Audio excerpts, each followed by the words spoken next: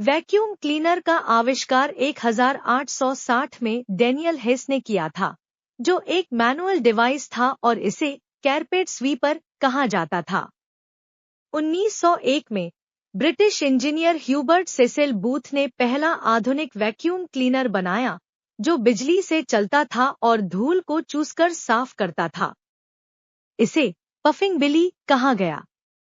बाद में 1907 में जेम्स स्पेंगलर ने एक पोर्टेबल वैक्यूम क्लीनर विकसित किया, जिसे हेनरी हूवर ने खरीदकर लोकप्रिय बनाया।